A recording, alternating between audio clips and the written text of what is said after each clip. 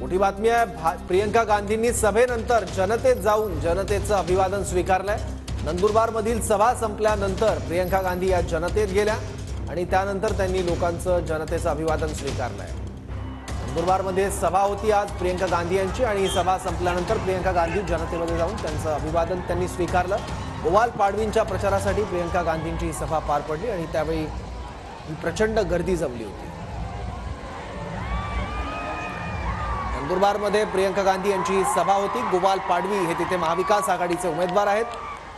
त्यांच्या प्रचारार्थ प्रियंका गांधींची सभा होती आणि या सभेत भाषण केल्यानंतर प्रियंका गांधी यांनी लोकांचा उत्साह बघता जनतेत जाणं पसंत केलं आणि जनतेत जाऊन त्यांचं अभिवादन स्वीकारलं।